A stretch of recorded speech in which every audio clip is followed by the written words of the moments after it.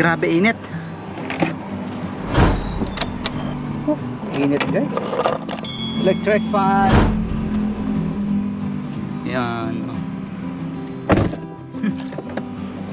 Para hindi ganun kainit, no? Baba natin yan. What's up mga kawasak? Pahapon na tayo ng pahapon, no? 1:49 na, mag-aalas 2 guys. Pero okay lang yan. So ngayon, mamayang gabi may kausap ako, papunta naman ng Rizal guys. Is maghahatid back and forth.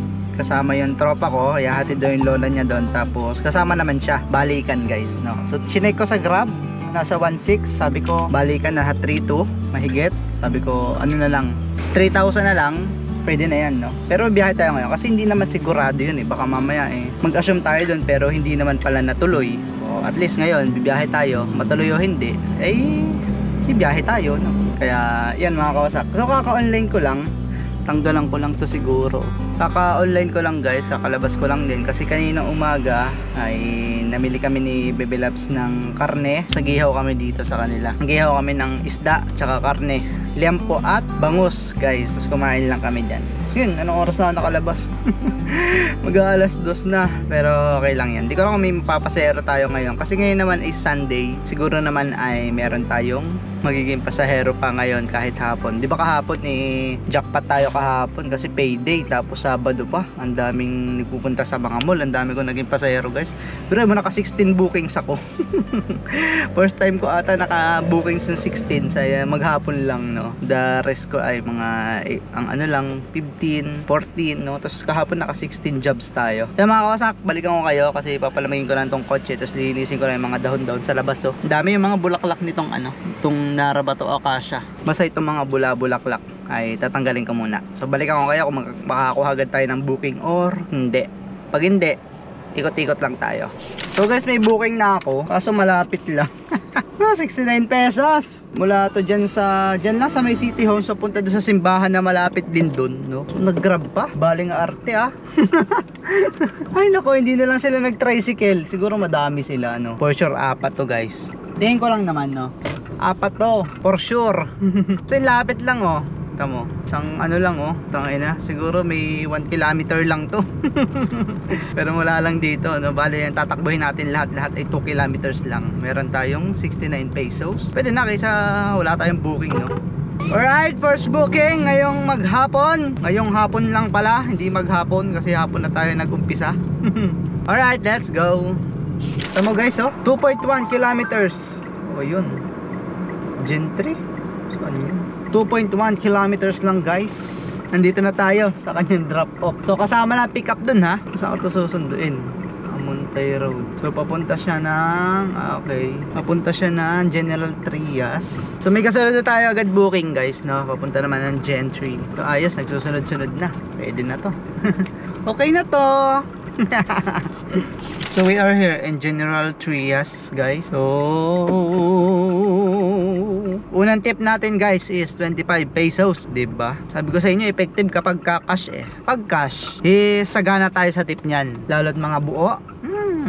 Minsan kasi guys, teknikan nyo kapag buo yung pamasahe nila. Teka, may pang sukli pa ba tayo dito? Kala ko wala tayong panukli So guys, kapag buo yung panukli, yung pera nila, tapos wala silang small bill, no? Hindi ko naman sinasabi na gawin nyo to, pero ito yung kadalasan kong ginagawa. Kasi, di ba, dapat prepare your exact amount. Pero mo 175 lang yung kanilang babayaran, na abot na ka na 1,000. So wala daw bariya. Wait lang, bigyan ng tayong ID. Sir, thank you. So sinasabi ko, papalitan muna. Or sinasabi ko, meron ako dito sir, kaso 800. Wala akong small bill puro 100. Sabi ko ganun. Dapat 825 yung sukli. O hayain na daw. O di ba may tip tayo na 25 pesos, no? Pero hindi ko naman sinasabing gayahin yun, mali yun. So ang totoo lang naman talaga is wala tayong panukli dun sa, wala tayong 25 pesos, pero may mga hundreds tayo dito. Mag-aantay naman ako kung papapalitan nila, ayaw naman. So yain na daw.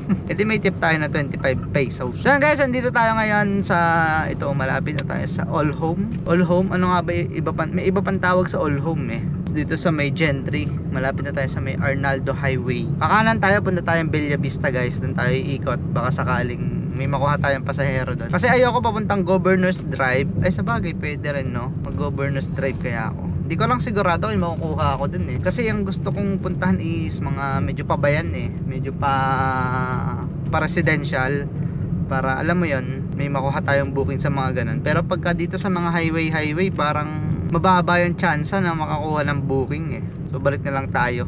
So may booking ulit tayo guys. Pumasok, papunta naman ng Dasma ulit. Kakagaling lang natin sa Arnaldo Highway. Kakapasok lang natin dito sa subdivision. Is pinasukan tayo. Papunta na Sabang sa may Dasmariñas ulit, no? Alright, so yan, pipick upin na lang natin guys. Magkano din to oh. Ay naka-saver pala, 143. Okay na din. Grab pay. So kahapon paldo tayo sa paldo tayo sa cash guys. Hindi na natin kailangan mag-transfer. So puro cash yung bayad. Sa 16 na booking, dalawa lang ang Grab pay. Kung alin pa yung small bill, sila pa yung Grab pay, no? Okay na, cashless na lang palagi eh, para walang hassle. Pero okay din yung cash kasi may mga tip-tip. Kunyari mga sukli na 5, sukli na 7. So hindi na kinukuha guys, yain na daw, no? So yung mga kawasakan, dito tayo sa Dasma. At yan, may pumasok ulit na booking, saver ulit to. Pupunta ng district guys. Kasya ba dito? Hindi nga kasya. Oh my godness, sabi na makinig kay ma'am eh, hindi kasya yung kotse guys. Daming nakahara. Utang ina, ano ba naman kalsada to? Bakit ba ganito? So may nakuha ulit tayong booking guys, papunta naman ng district, no? District Imos. 105 nga lang eh. Ewan kung tama lang ba yung pamasahe na yun or lugi tayo. Pero itatakbo natin yan, no? Dagdag din sa incentives natin yan. O, tingin-tingin, baka makasagi. Ay nako, ang sikip na nga ng guys, ng mga kalye. May mga nagpa-park pa. So grabe naman dito, ang hirap. So guys, after natin magbaba sa district dito sa Imos, ay may nakuha ulit tayong booking. Imos to Imos lang din. Dito siya malapit sa boundary ng Imos to Dasma, no? Kaya ngayon is babalik na tayo ulit ng Dasmariñas para doon maghanap ulit ng booking. Wala pa naman pumapasok guys, anywhere naman tayo sa Cavite ngayon, wag lang pa Manila. So sa ating incentives ng Saturday Sunday, kailangan natin maka 12, ay nakakasampu na tayo kasama yung kahapon kasi na-counted siya nung 3 to 11. Biyahe natin ay nakawalo tayo. Tapos ngayon ay may na-counted na ding dalawa, bali 10 na, dalawa na lang. Makukuha natin yung 250 pesos for Monday. Monday natin makiklaim yun kung sakali, no? So nakakailang booking na tayo, 5 booking na oh. Diyos ko, mamiso, dalawa lang yung Makati-Kati. Oh my godness, wala pa kang piso nung minsan eh. 60 kumbaga piso, 100, gano'n. 60 plus lang, tapos 72. Oh my godness, isa 100. Oh my god. Pero okay na yan, no? So saan tayo punta? Sige, muna tayo Congressional Road. Tapos pag wala, diretso tayong Lasal, ikot tayo papunta ng Walter Mart, papunta ng SM. For sure naman sa mga iikutan kong yan is makakakuha tayo, no? So kung hindi, edi diretso tayo SM. Dalawa lang naman, pwede na ako umuwi kasi wala, tinatamad ako eh. Patapos kumita ng malaki kahapon, tapos tatamad din ngayon, no? By the way, nakita ko kahapon na 3,400 something guys is Cavite Laguna lang yun, ha? Hindi tayo nag Manila nun. Pinakamalayo natin ay Santa Rosa. So from here sa Dasma, nakakuha tayo papunta Silang, yung Silang to Tagaytay Road, kasi yung katabi nun is Santa Rosa na. Bago tayo dumating doon is may nakuha tayo. From Silang na yon, pababa na Santa Rosa is may nakuha tayo dalawa pa. After ko doon, may nakuha tayo isa. Tapos diretso tayong Cavite. Ayun, as nakapagpatuloy tayo ng booking dito sa Cavite guys. Ayun, Tagig. Ang ina, ayoko. 600 lang Tagig. No thanks. Nako, patay na naman yung atin. Hindi ko alam kung makukuha natin yung incentives. Binibigyan tayo ng pa-Manila guys. Check nga natin. Ay nako, wag naman sanang umabot sa at least hanggang dalawang sunod, no? Kasi mababaliwala yung 250 pesos natin. Sayang din, naka 400 na tayo nakaraan, tapos plus to 650 din tayo sa Monday, no? So 'di ba, sayang din 'yun. Panggasolina din natin 'yun eh. O 'di ba, libre na tayo sa gas. So guys, meron tayong booking at feeling ko ito na yung last na kukunin kong booking kasi mamaya ay hindi ko sigurado pero may biyahe tayo ng papuntang Antipolo mamaya pa namang gabi. So ang gusto ko ay makapagpahinga muna at kung hindi naman matuloy is okay lang din kasi mag-i-edit din ako ng ating mga vlogs, no? So natin ko lang to guys kasi ito ay ano din sa incentives guys, pasok din sa incentives. Ito yung last kasi isa na lang kulang natin. So tingnan nyo naman guys, medyo sulo tayo sa araw, oh. Okay na, 12 rides completed. Meron na tayong 250 pesos sa Monday, 3 PM to 11 PM mo. So yun lang mga kawasak, ako ay nag-set din na ngayon. Malay mo naman makakuha tayo ng papuntang SM or papunta dun sa atin, o diba? Pero ikot tayo na SM, no? So tinatanong pa nung nung tropa ko kung papayag daw ba na ipahatid yung lola kasi kinuha ko yung presyo sa Grab which is 1643 ata. So sabi ko one way pa lang yon. So sabi ko sige, bigay ko na lang sa'yo ng 3,000 balikan, no? Kasi kasama naman siya papunta at pabalik. Pero kung one way papunta lang doon is hindi ko naman itatakbo guys. Kasi layo nun eh. Tapos sinong pasahero ko pabalik. Hindi naman ganun kalakas din yung Grab ata doon. Ewan ko, di ko sure ha. Pero kung NCR lang yan is pwede naman siguro. Pwede kong ihatid lang. Pero kung ganun lang papuntang Rizal pa is masyado na malayo para ihatid lang ng one way. Di bali kung carpool ako eh. Yung pasabay lang, ano kunyari pauwi yung Quezon, yung sinasasabay, baba lang sila San Pablo, pwede na yan. 500 niya, pwede na yan. Papatusin ko na yan, panggas ko din yan eh. Kesa naman wala tayong sakay papunta doon, sarili lang natin yung panggasolina natin. So at least kung may kasabay tayo, eh makakatipid-tipid tayo kahit kaunti, no? Pero madaming gumagawa nun na. Yung iba kasi ano na, yung iba naman ay may trabaho kunyari nandito sa Cavite, trabaho niya sa Makati o BGC. So naghahanap siya ng mga kasabay na papasok ano sa mga along the way na madadaanan niya or eksaktong Makati na or BGC from dito sa Cavite, ano. Para nga naman sa mga gas tsaka toll gate is mabawi man lang niya. At least ang problemahin na lang niya is maintenance ng sasakyan.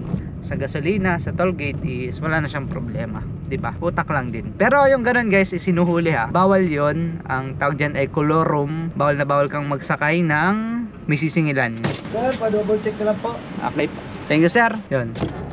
Bawal yan guys. Ano, kumbaga, pwede kayo magsakay. Wag lang may involved na pera. Ano, kumbaga, kung ibibusiness nyo talaga na magsasakay ka ng tao na sisingilan mo, is kailangan is may prangkisa ka. Kumbaga, katulad namin, meron kang CPC siguro, yung ganun. Parang hindi din pinapayagan yung ganun eh. Kumbaga, tawag dyan, ulo-ulo eh. Kasi yung may hawak sa amin is hindi, pinagsasabihan kami na wag kami mag-ulo-ulo, wag kami mag-carpooling. Ano, kasi pag nahuli daw, eh, hindi nila kaya kaming sagutin. Ano, unlike sa Grab, pag yung CPC namin is gamitin lang daw namin sa Grab, no, wala daw problema yun. Pero kapag ka mag-uulo-ulo is bawal daw yun eh. Ewan ko lang, hindi ko kasi kabisado yung mga ganyang galawan eh. Hindi ko kabisado, hindi ko alam yung mga ganyang senaryo, kung ano ba yung mga dapat gawin, kung paano ba.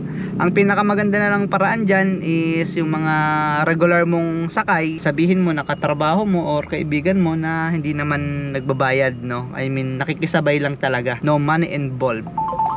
Yan. So yun, pinasukan tayo SM City, sabi na nga ba eh. Saan to?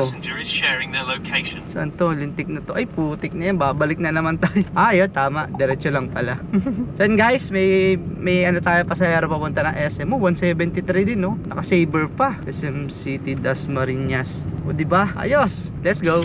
So yun mga kawasak, no, ngayon ay 6:30 na ng gabi. So ano oras tayo na nakakuhang booking? Nakasampu din naman tayo, no? 2:12 PM, 2, 3, 4, 5, 6.